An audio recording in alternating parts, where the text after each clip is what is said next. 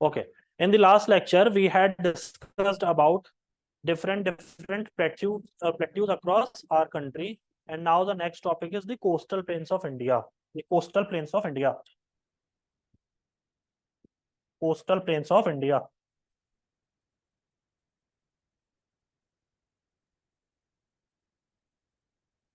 Coastal plains of India. ठीक है। तो जो मैंने आपको बताया,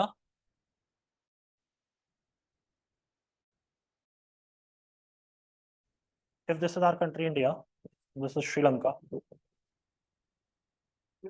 इसमें क्या है, और यहाँ पे ये ऐसे गुजरात हो गया, देन महाराष्ट्र। तो हमारे यहाँ सबसे पहले अगर हम कोस्टल स्टेट्स शुरू करते हैं from west to south and then towards east, so we have Gujarat, then we have Maharashtra, then Goa, Karnataka, Kerala, Tamil Nadu,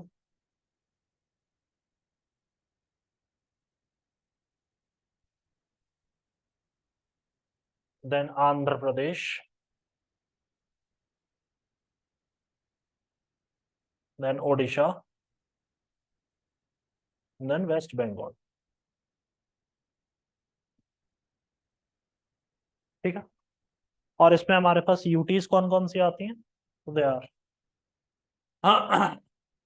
Dadra and Nagar Haveli and Daman and Diu. ये पूरी एक ही है। ठीक है, ये पूरी एक टेरिटरी है। उसके बाद हमारे पास है लक्षद्वीप, देन अंडमान एंड निकोबार,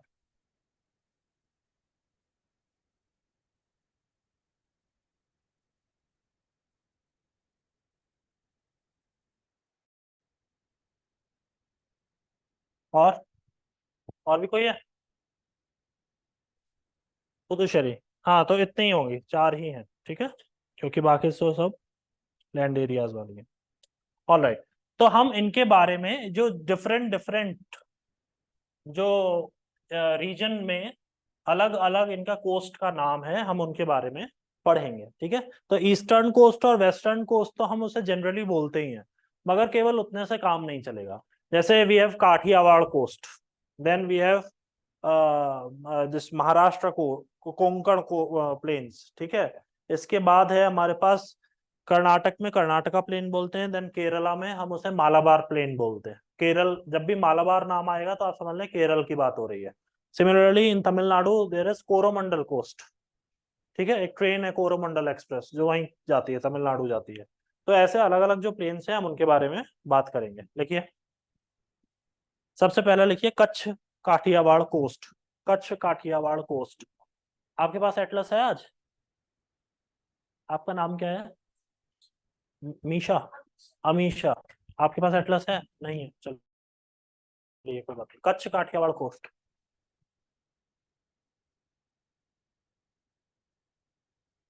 लिखिए, it lies in Gujarat,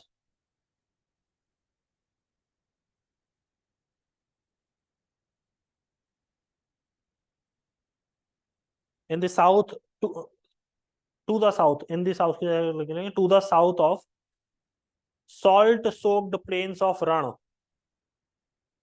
salt soaked, salt soaked plains of Rann, R U double N, Rann.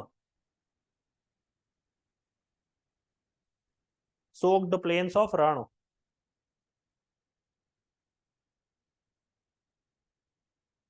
The central part is a highland of Mandav Hills.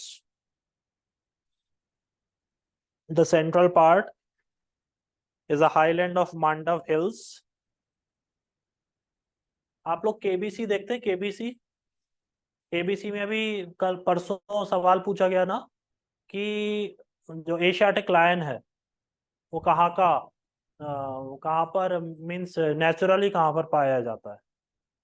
हाँ, तो उसमें जो है उसमें चार ऑप्शंस दिए गए थे, उसमें एशिया, और अफ्रीका, उसमें आप पता नहीं जो भी कॉन्टिनेंट था वो तो।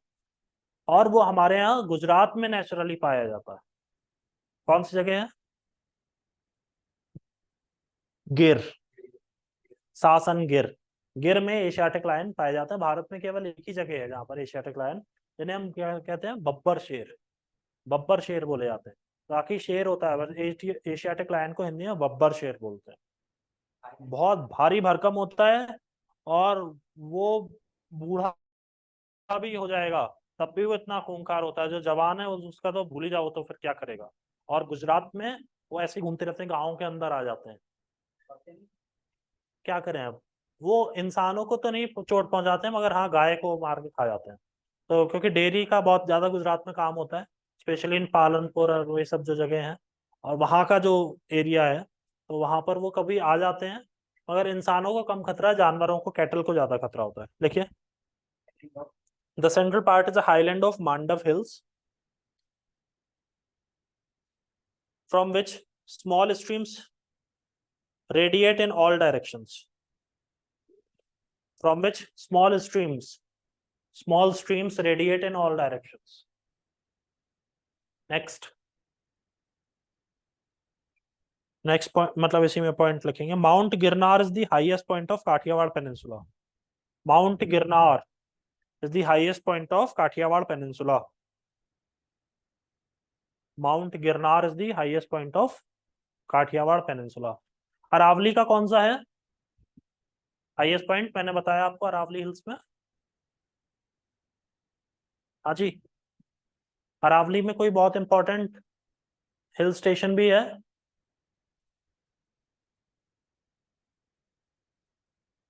आप लोग तो कुछ भी नहीं कर रहे भाई। दिसंबर में आपका एग्जाम है, आप ही नहीं मुझे बताया। चलो कोई बात नहीं, मत पढ़ो। देखो, Mount Girnar is the highest point of Kathiawar peninsula, full stop. The Gir range is located in southern part of Kathiawar peninsula. The Gir range, Gir, GIR, the Gir range is located in the southern part of Kathiawar peninsula. Yesterday you were absent right? क्यों भाई, छुट्टी नहीं करनी है अभी तो? Course भाग रहा है इतनी जल्दी यार, बहुत मुश्किल हो जाएगी। देखो, the Gir range is located in the southern part of Kathiawar peninsula and is covered with dense forests.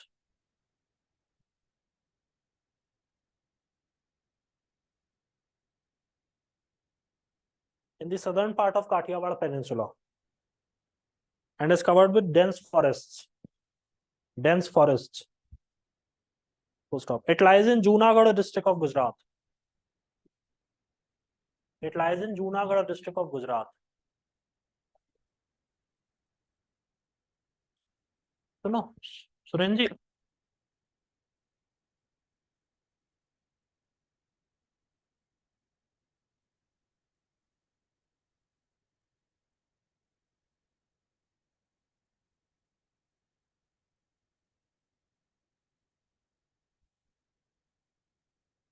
it lies in the Junagadh district of Gujarat.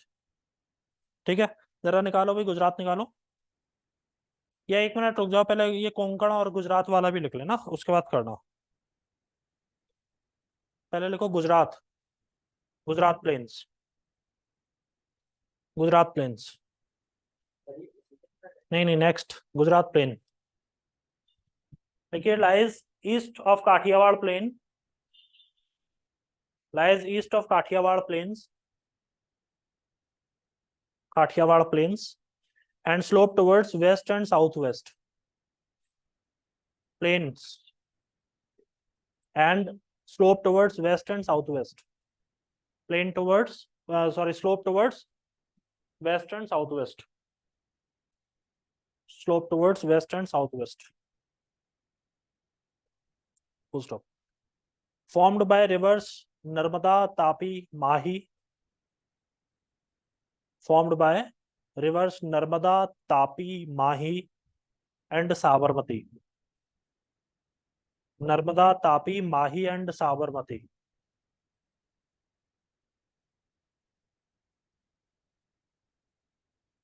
Full stop. It includes southern Gujarat and Gulf of Khambat. It includes southern Gujarat and Gulf of Khambat. It includes southern Gujarat and Gulf of Khambat. Southern Gujarat and Gulf of Khambat. Next heading डालिए अभिषेक जी। अभिषेक, आप मुझे सुन पा रहे हैं?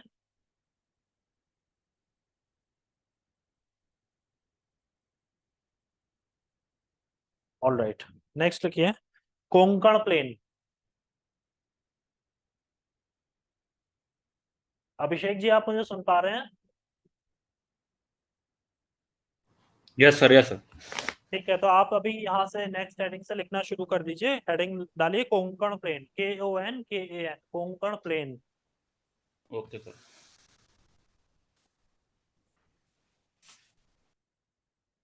लिखिए it extends from south of Gujarat, that is Surat. It extends from south of Gujarat, that is Surat. Surat में कौन सी नदी है? आप लोगों ने अभी हिस्ट्री पढ़ ली है? हिस्ट्री नहीं पढ़ी है? बिजलवाण मैडम ने आपको हिस्ट्री पढ़ाई है? हाँ, मॉडर्न हिस्ट्री। तो मॉडर्न हिस्ट्री पढ़ ली ना आपने? हो गई ना कंप्लीट? तब फिर क्यों कह रहे हो नहीं पढ़ी? अरे भैया, मैं मॉडर्न इंडिया की बात कर रहा हूँ। तो जो सूरत में आपने INC का सेशन पढ़ा, इंडियन नेशनल कांग्रेस, सूरत सेशन पढ़ा, तब फिर सूरत कौन सी नदी पे है? लिखो it extends from south of Gujarat, that is Surat, and goes till Daman, and goes till Daman, that is Surat, and goes till दमन, दमन। देखो गुजरात एक ड्राई स्टेट है, गुजरात में शराब नहीं मिलती है, just because it is the birth place of Mahatma Gandhi. तो Gujarat police के सामने सबसे बड़ी चुनौती ये रहती है कि दमन एंड दीव में शराब मिलती है, और वहां से वो बॉर्डर पार करके गुजरात में शराब आती है।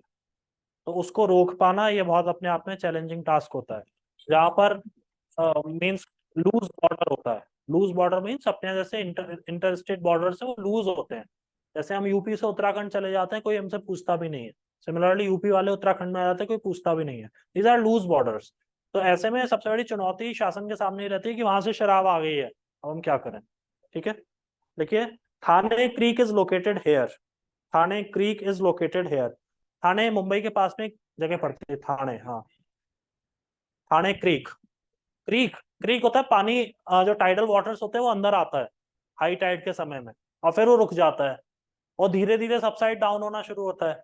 और वो जब तक हो पाता है तब तक फिर इवनिंग में फिर से टाइड आती है। किसी भी धरती पे जहां भी पानी है, समुद्र है, वहां पर पूरे 24 घंटे में 2 बार टाइड आती है। एक बार जो है वो सेंट्रीफ्यूगल फोर्स से आती है, और एक बार सेंट्रीपिटल फोर्स से आती है। ऐसा होता है, तो सेम पॉइंट पर 2 बार टाइड आएगी।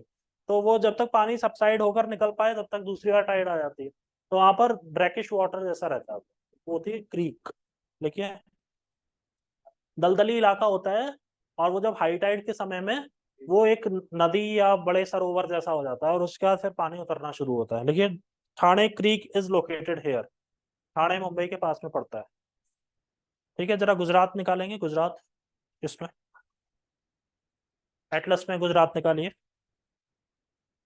ऑल राइट, गुजरात में आप देख पा रहे हैं, सी गुजरात का पॉलिटिकल मैप देखिए। There is Gulf of Khambhat in the southern direction and Gulf of Kutch in the northern direction, right? या ईस्ट और वेस्ट में भी कर लेंगे, तो in the eastern direction there is Gulf of Khambhat, and on the west it is Gulf of Kutch. Gulf of Kutch में एक बहुत बड़ा पोर्ट है, वो है कांडला। और सिमिलरली गल्फ ऑफ खम्बाट में बहुत बड़ा पोर्ट है जिसको हम बोलते हैं भरूच के पास में अंकलेश्वर। देख पा रहे हैं, गुजरात का पॉलिटिकल मैप देख रहे हैं। गल्फ ऑफ खम्बाट मिला आपको? गल्फ ऑफ खम्बाट मिल गया? आपका नाम ये है आपका नाम शुभम नाम है, ठीक है। और आपका विपुल है, आशुतोष है। आपका नाम क्या है? पंकज नाम है। अंकित आपका नाम है, ठीक है। चलो मैं देखता हूँ, मुझे याद रहेंगे तो ठीक है। एक्चुअली हम लोगों को कभी बाई नेम ना किसी को एड्रेस करने की जरूरत नहीं पड़ती है। हमारा कोई वो होता ही नहीं। We have a very limited time, और हमको उसमें बहुत सारा कोर्स खत्म कराना होता है। So there is a limited time for interaction, and whenever we talk, whenever I say something, you guys are looking at me, so I don't feel like calling by your name. तो वो आदत में नहीं आता है। देखिए अगर इसमें देखिए जरा भाई, जहां पर गल्फ ऑफ कच्छ है, गल्फ ऑफ कच्छ में आप देख रहे हैं नारायण सरोवर एंड भुज वहां पर लिखा हुआ है, पॉलिटिकल मैप। ठीक है, भुज के पास में आप एक एरोप्लेन भी खड़ा देख रहे होंगे, है ना? That is air force station of Bhuj, बहुत बड़ा है, और उस पर अटैक भी हुआ था। ठीक है, यहीं पर ही आप देखेंगे कि भुज के वेस्टर्न डायरेक्शन में जहां पे पानी है वहां पे लिखा हुआ गोडिया क्रीक और Kori creek, Godia creek and Kori creek मिला। और बिल्कुल नॉर्थ में देखेंगे जहां पे रन ऑफ कच्छ है वहीं पे सर क्रीक भी है, सर क्रीक। मिल गया पॉलिटिकल मैप। अगर आप इसी चीज को फिजिकल मैप में देखेंगे तो भी आपको क्लियरली दिख जाएगा कि भाई ट्रॉपिक ऑफ कैंसर के नॉर्थ में कोरी क्रीक है और ट्रॉपिक ऑफ कैंसर के साउथ में गोडिया क्रीक है। मिल गया, ठीक है। ऑल राइट, और इसमें वो ये कह रहा है, ये तो आपने कच्छ एंड काठियावाड़ कर लिया, ठीक है। अच्छा, इसी में गिर की भी बात कर रहा है वो। तो अब आप देखो कि गल्फ ऑफ खम्बाट और गल्फ ऑफ कच्छ के बीच का जो एरिया है, इसको हम बोल रहे हैं काठियावाड़। ठीक है, अब हाँ, ये जो पूरा रीजन है दैट इज काठियावाड़, जिसमें जामनगर है, खंभालिया है, राजकोट है, ठीक है, अमरेली है, जूनागढ़ है। जूनागढ़ में आप गिर नेशनल पार्क, एक शेर खड़ा देख रहे होंगे, ठीक है, वही जूनागढ़ नेशनल पार्क है। इसके अलावा जब हमने गुजरात प्लेन कर लिया, तो गुजरात प्लेन में वो एक बात कह रहा है कि तापी, माही, साबरमती और नर्मदा नदियां जा रही हैं। तो अब आप गुजरात की तरह मैप देखते रहिए, तो इसमें आपको मिलेगा कि सूरत में तापी नदी है, भरूच में नर्मदा नदी है, और खंबाट में साबरमती नदी आ रही है। ठीक है, और यही वडोदरा से थोड़ा सा नॉर्थ वेस्ट डायरेक्शन में माही नदी बोरसाद के पास में गल्फ ऑफ खंबाट में मिल रही है। मिल रही है कि नहीं? ठीक है, तो हमें यहाँ पे ये बात ध्यान रखनी है कि गल्फ ऑफ खंबाट में मेजर जो वेस्ट फ्लोइंग रिवर्स हैं वो गल्फ ऑफ खंबाट में जाकर के मिलती हैं। अगर वेस्ट फ्लोइंग रिवर्स, ज्यादा बड़ी नदियां जो पश्चिम की ओर बह रही हैं, अरेबियन सी में जा रही हैं, वो गुजरात में गल्फ ऑफ खंबाट में जाकर के मिल रही हैं और गल्फ ऑफ कच्छ में नहीं मिल रही हैं, तो ऐसे में सैलिनिटी ज्यादा किसकी होगी? सैलिनिटी ज्यादा होगी कच्छ की। कच्छ की इसलिए क्योंकि उसमें फ्रेश वाटर नहीं मिल रहा है, वहां का पानी सैचुरेटेड है, कंसंट्रेटेड पानी हो जाएगा वो। अरेबियन सी में नहीं, अरेबियन सी तो ये पूरा ही है, मगर गल्फ ऑफ कच्छ और गल्फ ऑफ खंबाट को जब हम कंपेयर कर रहे हैं तो we are observing that there are some prominent rivers which drain into the Gulf of Khambat, so they are obviously bringing a lot of fresh water which reduces the salinity in Gulf of Khambat, whereas in Gulf of Kutch there is a lack of fresh water sources and therefore the water is more sort of concentrated and the salinity is obviously high. Yes, जी जी जी।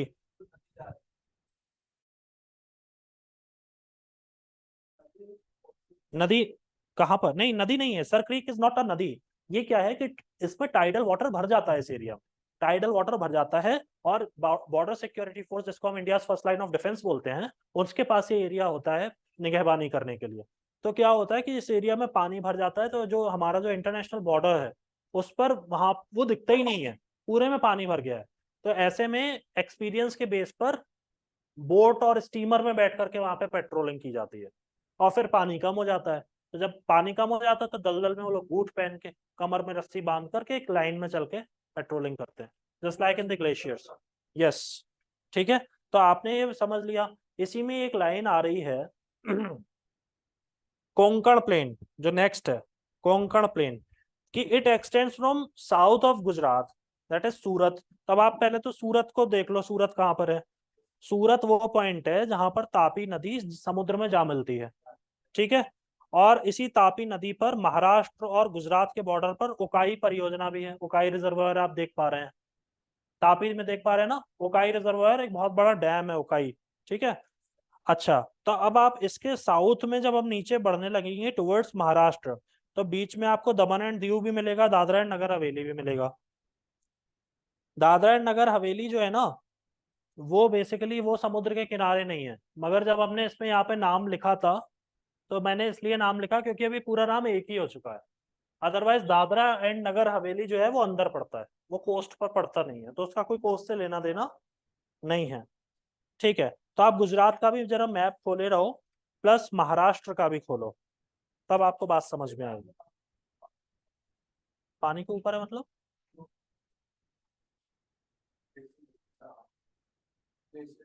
नहीं नहीं, वो landlocked area है।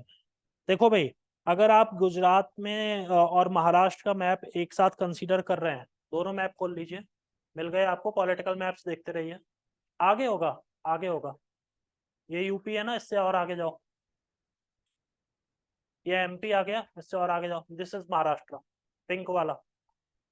ठीक है। ठीक है, तो अब आप महाराष्ट्र में देख पा रहे हैं, महाराष्ट्र में आप मुंबई लोकेट कर पा रहे हैं। मुंबई के पास में ठाणे पड़ेगा, ठाणे देखिए, ठाणे कहाँ है भाई?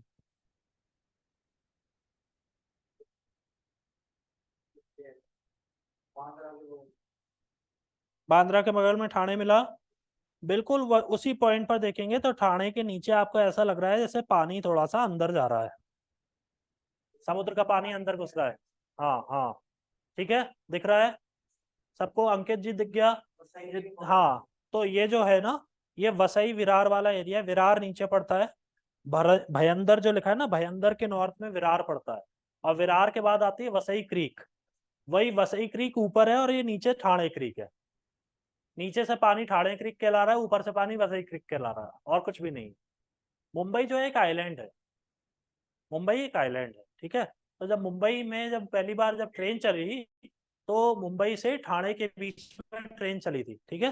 तो मुंबई से ठाणे तक तो ट्रेन ले जाएगी, मगर फिर जब कल्याण की बात आई, तो कल्याण ट्रेन को पहुंचाने के लिए वसई क्रीक के ऊपर पुल बनाने की दरकार थी, बिना पुल के वो ट्रेन वहां कल्याण नहीं पहुंच सकती थी। इसलिए भारत का सबसे पहला जो रेलवे ब्रिज बना था, दैट वाज इन कल्याण, महाराष्ट्र में, हमेशा ध्यान रखना, क्योंकि सबसे पहले ट्रेन वहीं चली, और ट्रेन को पुल पार करवाना था। मुंबई से ठाणे तो बहुत नजदीक है, फिर उसके बाद जब उसे कल्याण भेजना था, तब फिर वहां के लिए पुल बनाना पड़ा। तो आप इस पे देख पा रहे हैं कि मुंबई में नीचे ये कोलाबा साइड में तो ठाणे क्रीक है, और अगर ऊपर से, हाँ हाँ, वही कल्याण जो है ना, कल्याण की ओर, कल्याण है, उल्हास नगर है, ये सब महाराष्ट्र में है। तो ये आपने पूरा एरिया लोकेट कर लिया। लेकिन नेक्स्ट हेडिंग डालिए Karnataka plains. Kalyan is a place, Karnataka plain लिखिए, Karnataka plane.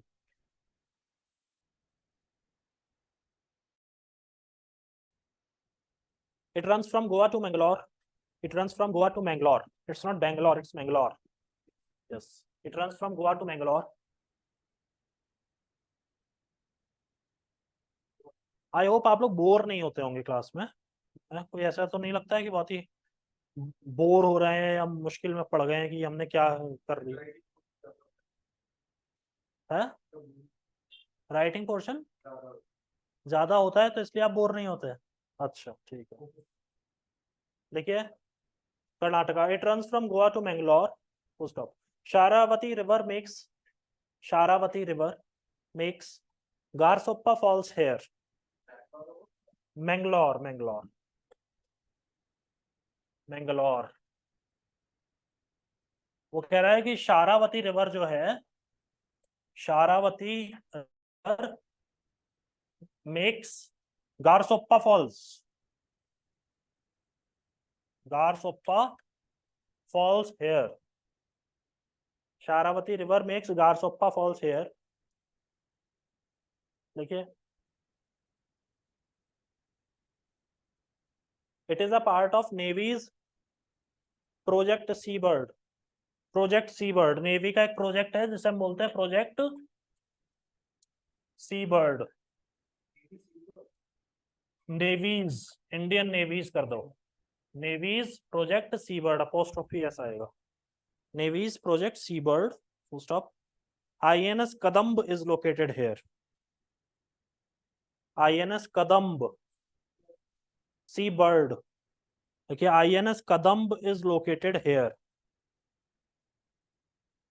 INS Kadamba is located here, INS Kadamba, INS मतलब क्या होता है?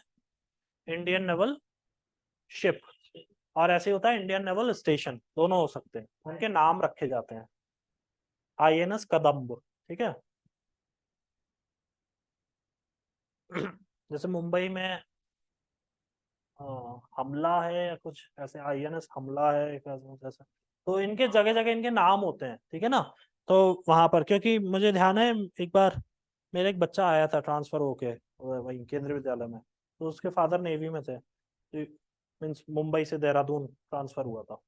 देखिए Malabar plain, Malabar plain next. Malabar क्या है? केरला। अभी बोला था मालाबार इज केरला, ठीक है। देखिए it runs from Mangalore to Kanyakumari, it runs from Mangalore to Kanyakumari. Kanyakumari कौन से स्टेट में आता है? तमिलनाडु, ठीक है। It runs from Mangalore to Kanyakumari, stop. It is much wider than Karnataka plain, it is much wider than Karnataka plane.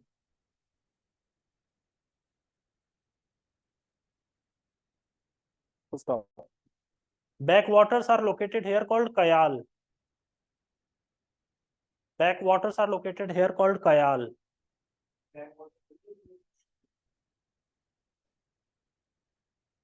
हाँ, वो जो 90 नाव चलती है, नेहरू ट्रॉफी है ना, वेम्बनाड लेक बोलते हैं उसे। Backwaters are located here called Kayal. They are located parallel to the coastline. Backwaters are located here known as Kayal, Kayal, Kayal. They are located parallel to the coastline. होता क्या है कि वो पानी जब जब हाई टाइड आती है तो पानी उसमें अंदर एंट्री लेता है। सिमिल जैसे आप समझ लो, if this is the coast line,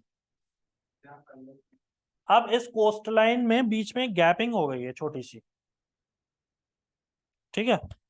अब इस गैपिंग में से पानी जो है वो अंदर एंट्री ले रहा है,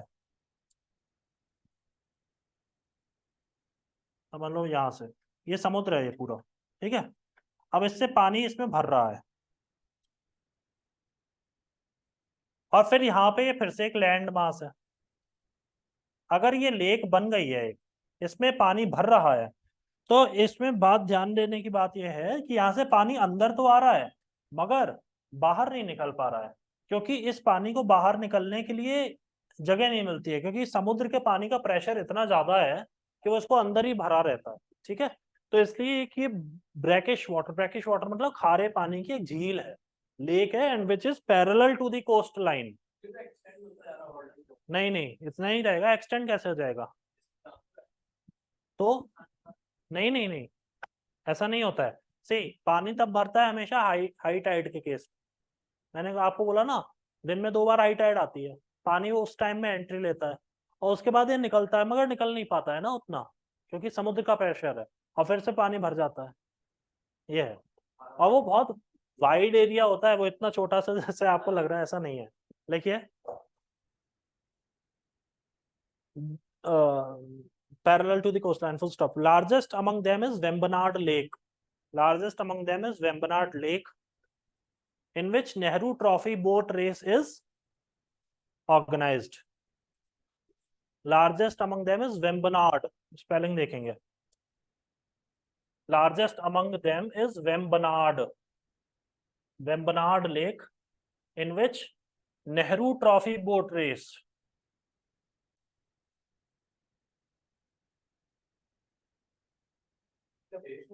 हाँ, Nehru Trophy boat race is organized. Nehru Trophy boat race is organized.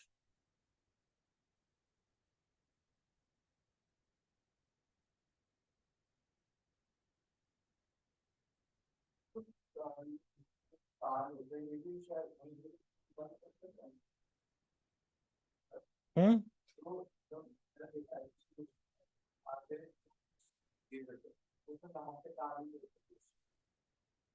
नमक के ताल अलग होते हैं, इसे वल्लम कली बोला जाता है, वल्लम कली, वल्लम कली।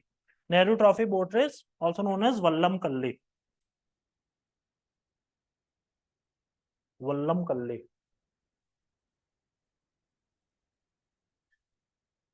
ठीक है।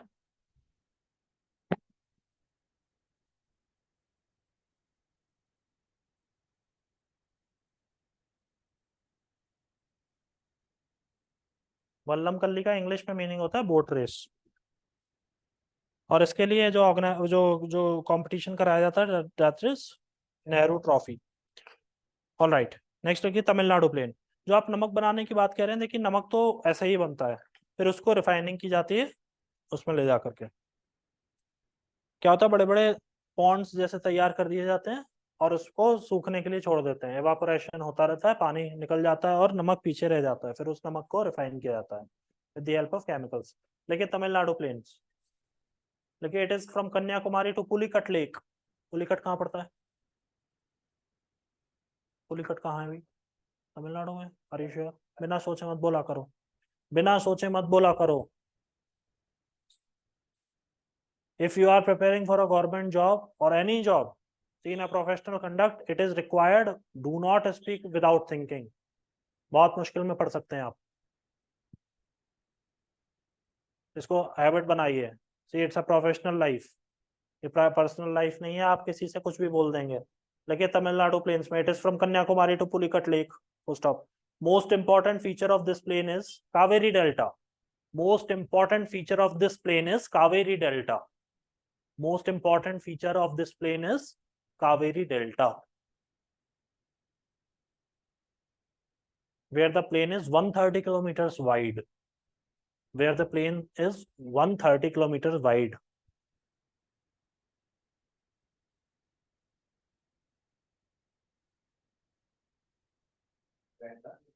Where the plain is 130 kilometer wide.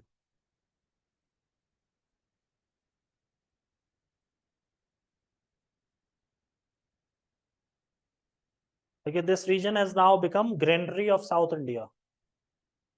This region has now become granary of South India.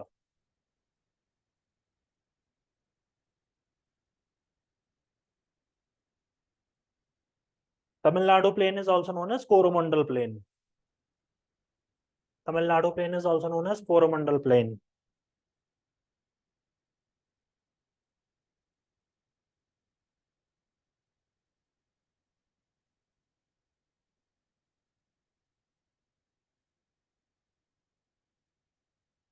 Next लगे Andhra plain. Andhra plain, it is from Pulicat Lake to Odisha. It is from Pulicat Lake, Pulicat, Pulicat Lake to Odisha.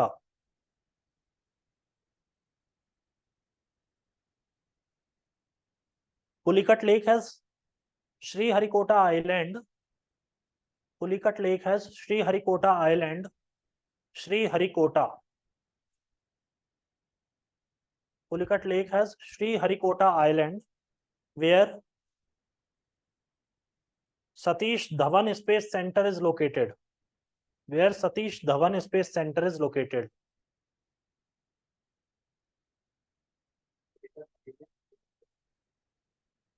Pulicat Lake has Sriharikota Island, where Satish Dhawan Space Center is located.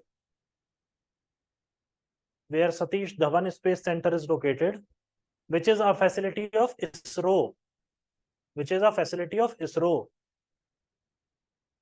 Which is a facility of ISRO. तो देहरादून में इसरो की कोई facility है? कौन सी है? IIRS, yes, full form Indian institute of remote sensing, सुदूर संवेदन के लिए। रिमोट सेंसिंग, कि हम उस जगह पर ना जाएं और हमें पता चल जाए वहां पर क्या है। वहां पे जंगल है, वहां पे पहाड़ है, सुदूर संवेदन। हम खुद दूर खड़े हैं और हम वहां का संवेदन कर रहे हैं, remote sensing. We are sensing that place from a remote location. Indian institute of remote sensing.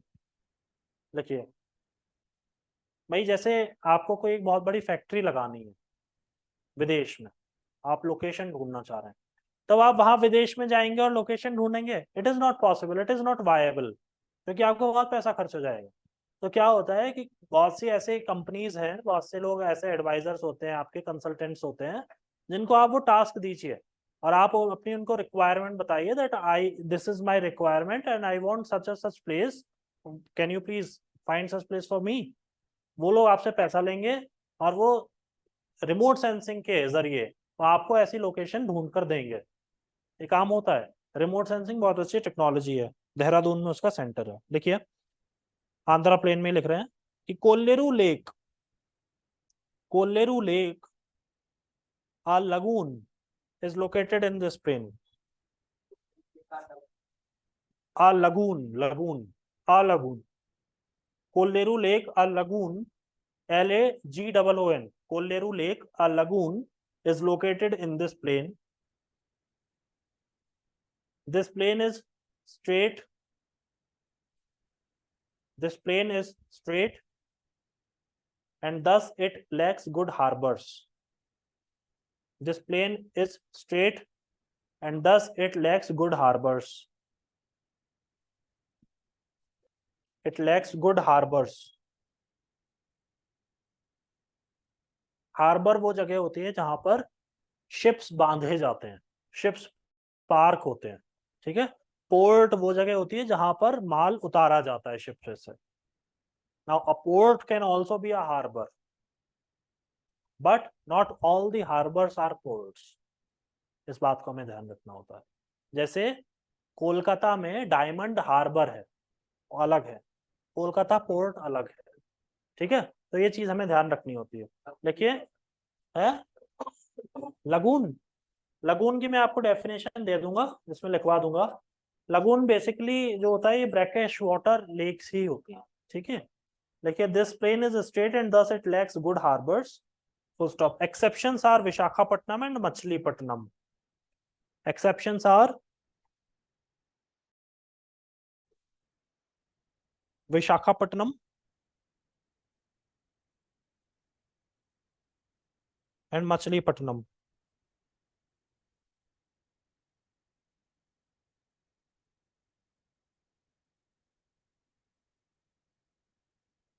लिखिए इसी में लिख लीजिए कि a lagoon is a shallow body of water, a lagoon is a shallow body of water,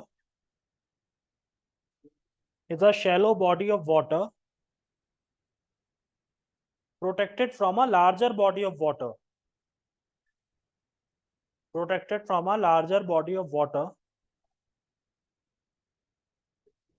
from a larger body of water by sandbars, barrier islands, sandbars, barrier islands और coral reefs। coral reefs, coral reef को हिंदी में बोलते हैं शैवाल भित्ति। coral reefs, barrier islands और coral reefs, reefs, coral reefs। corals के अंदर क्या होता है? पॉलिप्स है। बायोलॉजी बायोलॉजी पढ़ी है आपने? आपने पढ़ी है, पॉलिप्स होते हैं, ठीक है। उनका उनका जो आउटर स्ट्रक्चर होता है वो कैल्शियस होता है, कैल्शियम का बना हुआ होता है। हाँ, तो उसमें उनकी एक खास बात है कि वो उनकी रेंज ऑफ टेम्परेचर होता है जिसको वो कर सकते हैं, टॉलरेट कर सकते हैं।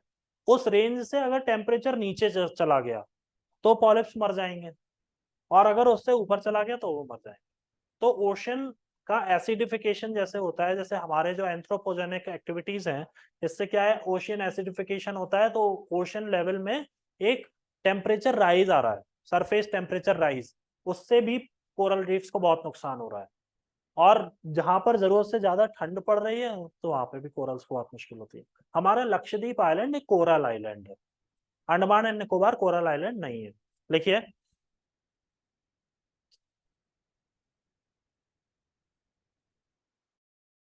उत्कल प्लेन, लास्ट लिख लीजिए Utkal plain, Utkal UTKAL, Utkal plain. उत्कल है उड़ीसा, ठीक है। उड़ीसा का एक अपना स्टेट सॉन्ग भी है जिसका शीर्षक है बंदे उत्कल जननी। तो वो लोग करते हैं, तो उत्कल माने कलिंग उत्कल, ठीक है। अपने हरिद्वार से पुरी के लिए ट्रेन जाती है, कलिंग उत्कल एक्सप्रेस। तो वो जो वो वहां जाती है तो उसके नाम से वो पता चलता है कि ट्रेन उड़ीसा जा रही है। हाँ, वो तो है। और इसमें इनका भी अपना बंदे उत्कल जननी, उनका अपना एक वो भी है। देखिए it is coastal region of Odisha, it is coastal region of Odisha, full stop. It includes Mahanadi Delta, it includes Mahanadi Delta,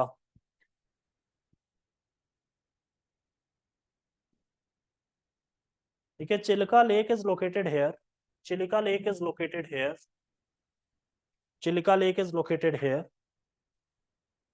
which is the second largest coastal lagoon, which is the second largest coastal lagoon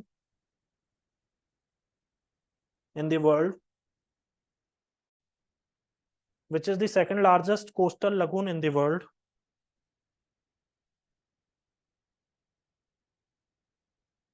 and largest brackish water lagoon in India. Second largest coastal lagoon and the largest brackish water lagoon in India. Largest brackish water lagoon in India.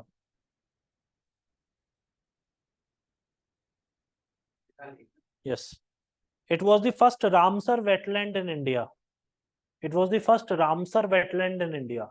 Ramsar convention है जो wetlands को international standard satisfy करने वाले vulnerable wetlands को Ramsar status देता है। Ramsar status मिल जाने से उनके प्रोटेक्शन के लिए एक अलग से फंड्स अवेलेबल हो जाते हैं और वो एक टारगेटेड वेटलैंड हो जाती है। ऐसी वेटलैंड वो होनी चाहिए जो कि इंटरनेशनल एविएशन रूट पर पड़ती हैं। इंटरनेशनल जो बर्ड्स आती हैं, माइग्रेटरी बर्ड्स होती हैं, जैसे माइग्रेटरी स्पेशीज के लिए बॉर्न कन्वेंशन है, तो उसमें उन्होंने बताया भी हुआ है कि भाई कौन से ऐसे रूट्स हैं जहाँ से वो जो अंतर्राष्ट्रीय चिड़िया आती हैं। तो जब सर्दियां पड़ती हैं तो खासतौर पर भारत में बहुत सी चिड़िया सुंदर सुंदर आती हैं, खासतौर पर साइबेरिया से बहुत से पक्षी भारत आते हैं और वो लोग लगातार भी आते हैं उड़ते हुए, तो ये बहुत खास बात है उनके लिए। ऐसे जैसे हमारे यहाँ घाना बर्ड सेंचुरी है भरतपुर में, ठीक है, केवलादेव नेशनल पार्क जिसे बोला जाता है, तो यासूर सरोवर है कीठम आगरा में, तो इस तरीके के बहुत से हैं, जैसे ये चिलिका लेक पड़ता है। देखिए, हाँ जी, first Ramsar wetland in India. Ramsar, Ramsar कहाँ पर है? ईरान में। देखिए, it is located on the mouth of Daya river, it is located on the mouth of Daya river, it is located on the mouth of Daya river. Daya Daya, चलो भाई एटलस खोलो, इसको देखो सबको क्या क्या पड़ा है। हाँ, आसन बैराज में। हम्म हम्म। तो बहुत बड़ी साइट है। ठीक है, हम क्या देखेंगे? हम देखेंगे कर्नाटका प्लेन्स। कर्नाटक निकाली है, जहाँ कर्नाटक है वहीं पे केरल और तमिलनाडु भी है। Refer the political map and physical map also. See, in Karnataka, you are observing in the physical map of Karnataka, you can evidently see the Karnataka plateau, on the western side of which there is Baba Budan Hills, as I told you in the previous lecture also, right? So that region is located or demarcated by a brown shade. To the west of that brown shade, there is a green area. Now the green area is the coastal plain area. It is known as Karnataka Plains. ठीक है, Karnataka planes और बाबा Budan hills के बिल्कुल foot hills पर ही आप देख पा रहे हैं 14 डिग्री नॉर्थ लैटिट्यूड के थोड़ा सा साउथ में कुद्रेमुख। कुद्रेमुख मिल गया, लिंगम मक्की रिजर्वायर के साउथ में मिल गया, ठीक है। और ये पूरा कर्नाटका प्लेन है। वो क्या कह रहा है कि Karnataka plain runs from Goa to Mangalore. तो आप देख लो, पहले तो गोवा देख लो पॉलिटिकल मैप में कहां पर है, और फिर आप देख लो इसमें मैंगलोर कहां पर है। So Mangalore lies at the border of Kerala and Karnataka. Kerala का कासरगोड शहर और कर्नाटका का मैंगलोर शहर, बिल्कुल कोस्ट पे ही देखो, पॉलिटिकल मैप पे देखो, पॉलिटिकल मैप केरल कर्नाटका का जहां पे मिल रहा है, yellow region and purple region जहां पर मैच हो रहे हैं, वहां पे मैंगलोर और कासरगोड लिखा होगा, बिल्कुल कोस्ट पर ही मैंगलोर और कासरगोड। शुभम जी, नहीं मिला भाई?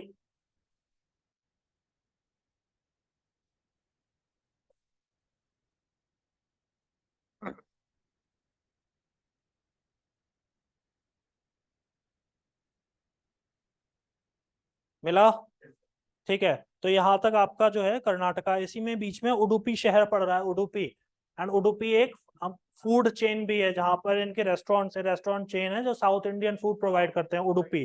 तो उडुपी ये शहर जो है ये आप देख लें कि मैंगलोर के पास में ही पड़ता है। शारावती उडुपी के नॉर्थ में पड़ रहा है, देखो, ठीक है। शारावती के पास में शिमोगा है, तो शारावती नेशनल पार्क है, ये वाइल्ड लाइफ सेंचुरी है बेसिकली। और यहीं पर ही गारसोप्पा फॉल शिमोगा जिले में पड़ता है। ऑलराइट, इसके बाद हम देखेंगे Malabar plain. Malabar plain means Kerala. तो केरला में आप देखेंगे एक जगह पड़ रही है अलापुझा। अलापुझा, अलापुझा में वेम्बनाड लेक साफ दिख रही है। Alappuzha on the western direction, whereas Kottayam on the eastern direction. मिल गया। ये लेक शुरू होती है एर्नाकुलम और कोच्चि के बीच में से। एर्नाकुलम और कोच्चि के बीच से देख लेंगे तो वो ओपन है रीजन, और पूरा नीचे तक अलापुझा तक वेम्बनाड चल रहा है। Is it clear to you? ठीक है। तो अब आप देख पा रहे हैं कि उसमें पानी के घुसने का तो जरिया है, पानी तो कहीं से भी, टाइटैनिक में छोटा सा छेद था, उससे पानी घुसना शुरू हुआ था और पूरा टाइटैनिक जहाज डुबो दिया था। ठीक है। तो पानी के लिए तो बहुत छोटा जरिया भी बहुत है, और वापस नहीं निकल सकता, बिकॉज सामने उसको कौन रोक रहा है? वो विशाल समुद्र। ठीक है। तो इसको हम क्या बोलते हैं? लगून बोलते हैं। कि एक small water body is protected by a larger water body by the virtue of a sand bar, और may be a coral reef, और समथिंग लाइक दैट। ठीक है। लिखिए इसमें। मिल गया आपको? अच्छा, वेम्बनाड लेक हो गया, कयाल हो गया, ठीक है। अब इसी में आप तमिलनाडु प्लेन देख रहे हैं। तमिलनाडु प्लेन वो कह रहा है कि कन्याकुमारी से लेकर के और वो पुलिकट लेक तक जाता है। तो कन्याकुमारी नीचे साउथ में, बिल्कुल सदर्न टिप है कन्याकुमारी, बिल्कुल डीप साउथ, लास्ट पॉइंट है कन्याकुमारी। कन्याकुमारी से लेकर के वो ऊपर आंध्र प्रदेश में, तो आप आंध्र प्रदेश का भी मैप साथ में खोलेंगे, आंध्र प्रदेश का मैप साथ में खोलेंगे, एक नंबर पीछे ही है। मिल गया? ठीक है। तो आंध्र प्रदेश में देखेंगे, जहां पे आंध्र प्रदेश और तमिलनाडु के बॉर्डर मिल रहे हैं कोस्ट पर, वहां पर चेन्नई शहर है, और उसके जस्ट नॉर्थ में पुलिकट लेक है, 14 degree north latitude, Sriharikota. मिल गया? शुभम जी मिला? आंध्र प्रदेश निकालो। यही होगा, यही है, यही है, आंध्र प्रदेश होगा। इसमें आंध्र प्रदेश देखो, नीचे बिल्कुल देखो, व्हाइट रीजन, जो व्हाइट रीजन और ब्राउन रीजन जहाँ पे मैच हो रहे हैं, कोस्ट पर पहुंच जाओ। We are referring the coast. ठीक है। तो चेन्नई के नॉर्थ में पुलिकट लेक आपको आंध्र प्रदेश में दिख रही है, समुद्र के किनारे। पुलिकट मिल गया? ठीक है। तो यहां तक ये पूरा कोरोमंडल कोस्ट चलता है। कावेरी डेल्टा वो कह रहा है कि इस रीजन में पड़ता है। तो कावेरी डेल्टा अब हमें रेफर करना पड़ेगा कहाँ है, तो एक बार फिर से जरा तमिलनाडु का मैप निकालेंगे।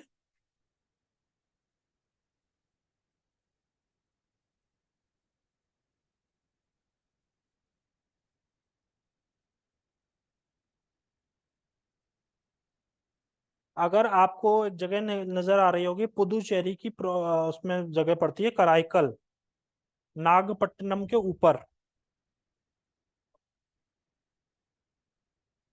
मिला?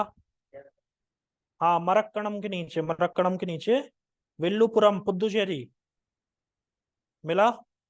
उसके सबके नीचे आ जाएंगे तो कुंभकोणम, कराईकल, तिरुवरूर, कुंभकोणम, नागपट्टिनम, ये सब जगह पड़ रही हैं तमिलनाडु। मिल गया? तो कावेरी आप देख पा रहे हैं, कावेरी नदी आकर के बे ऑफ बंगाल में मिल रही है। वो कह रहा है कि ये रीजन बहुत ज्यादा इंपॉर्टेंट है, because it is a granary of southern India. South India में वैसे भी नदियों की बहुत कमी है, पेरेनियल रिवर्स की बहुत ज्यादा कमी है। इसके बाद अब हम देखेंगे आंध्रा, आंध्रा प्लेन। तो open the map of Andhra Pradesh, the political map of Andhra Pradesh. See, in the political map of Andhra Pradesh, there is Pulicat Lake where Sriharikota Island is located. Sriharikota जो है वहां पर सतीश धवन स्पेस सेंटर, इसरो का है, यहीं से हमारे सारे रॉकेट्स लॉन्च किए जाते हैं।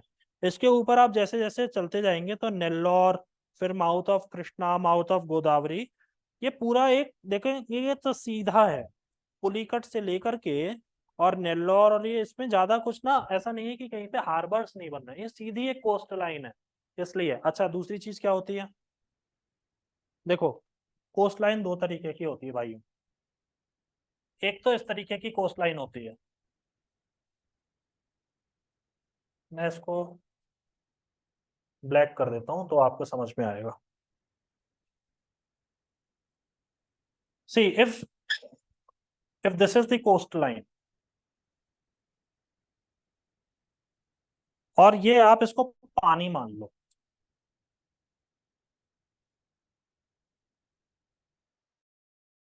ठीक है, तो ये जो कोस्ट लाइन है ना, और आपको कोस्ट जो दिख रहा है, जो बीच दिख रहा है वो ये दिखेगा, ये बीच हो गया, and this is coast line. तो इसको हम बोलते हैं submerged, sorry emerged, this is known as the emerged coast line, emerged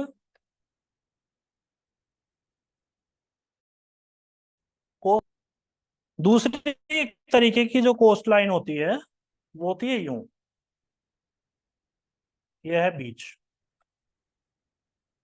तो ये डूबा हुआ है, यहां तक पानी है, आप देख पा रहे हैं, ये डूबा हुआ है, this is known as the submerged. Submerged मतलब क्या होता है, डूबा हुआ।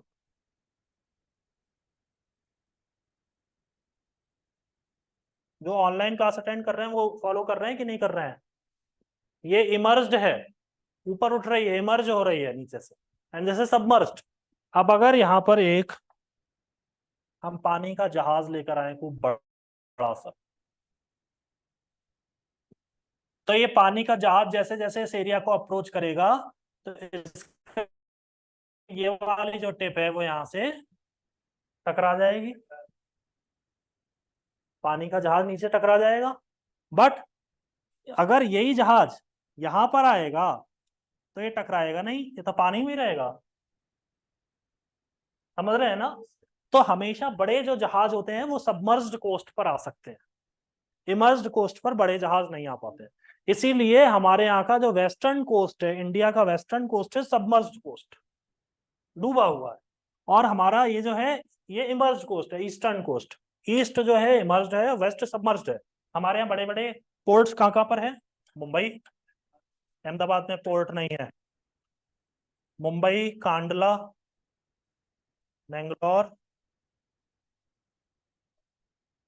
ठीक है, ये जो हमारे जो बड़े बड़े हैं, तो कोलकाता ईस्ट में है ना,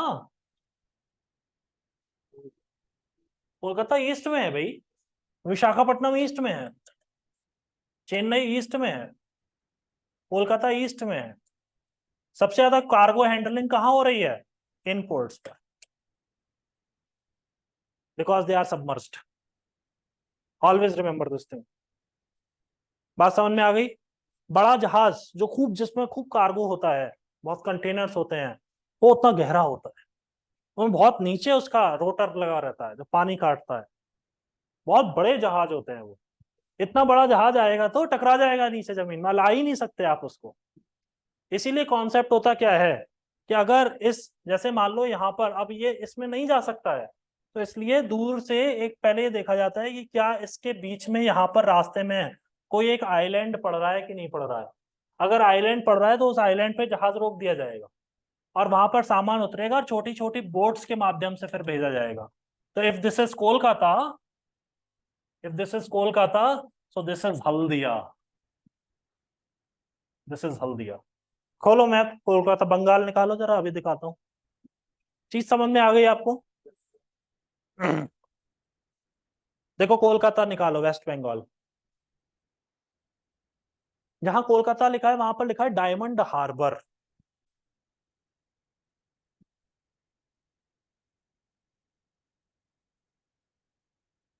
ठीक है,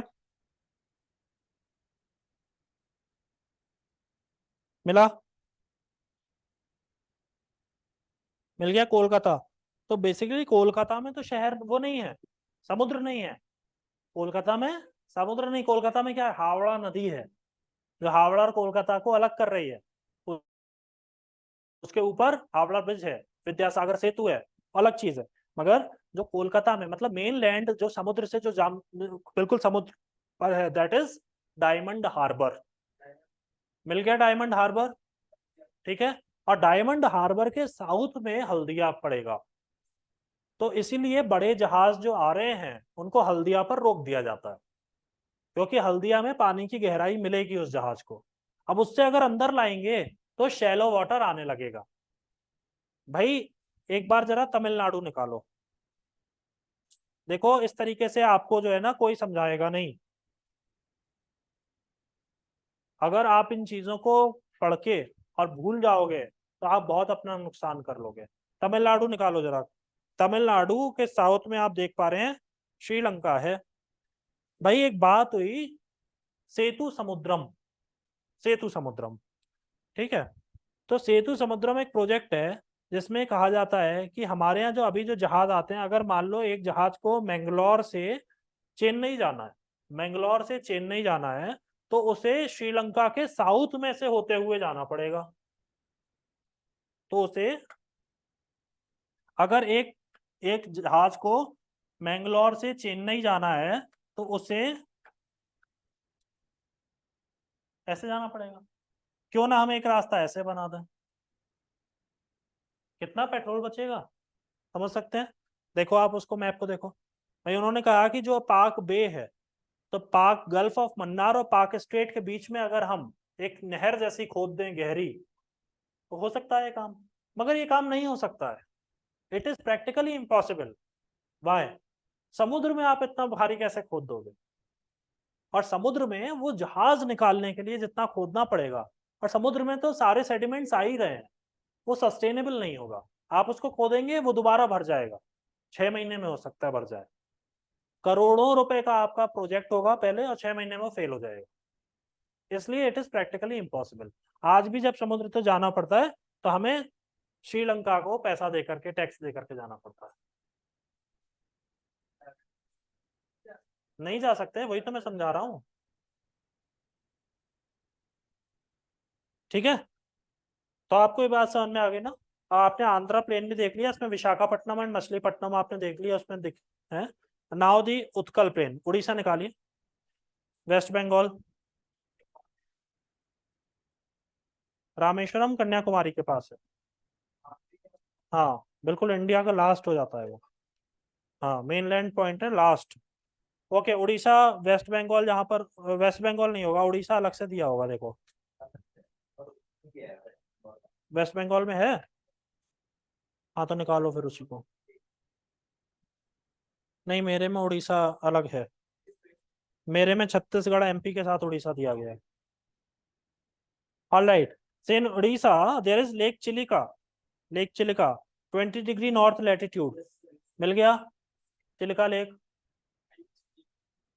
हाँ लेक चिलिका मिल गया ना, शुभम जी मिला। उड़ीसा देखो, उड़ीसा का कोस्ट देखो। ठीक है, ठीक है। अब आप इसी में ही जैसे जैसे आप ऊपर बढ़े रहेंगे तो आपको चिलिका के ऊपर जगह मिलेगी पुरी। पुरी के ऊपर कोणार्क, जहाँ पे सूर्य मंदिर है, कोणार्क का सन टेम्पल, कोणार्क के ऊपर। और भुवनेश्वर के नीचे, सॉरी भुवनेश्वर नहीं है, जगत सिंहपुर के नीचे। ठीक है, पुरी और जगत सिंहपुर के बीच में महानदी रिवर जो है वो बे ऑफ बंगाल में आकर के मिल रही है। It is the mouth of Mahanadi.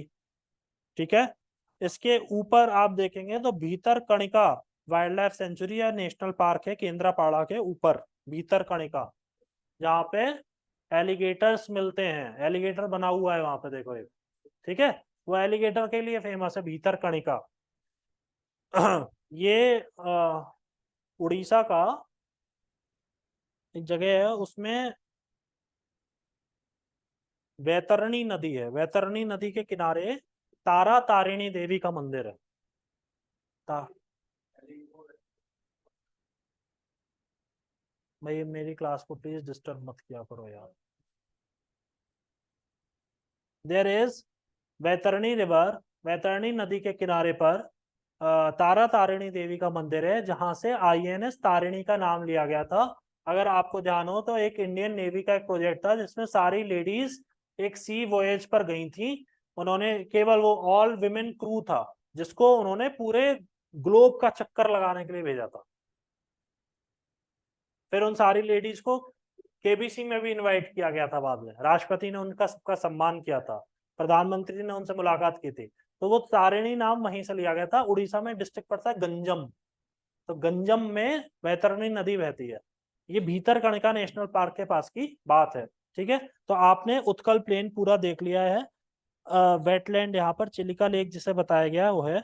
एक लास्ट हमारा जो टॉपिक बचता है that is the islands of India, वो हम कल की क्लास में खत्म कर देंगे और हम सारे आइलैंड्स को लोकेट कर लेंगे एंड दस your physiology of India will be concluded, right. Thank you so much.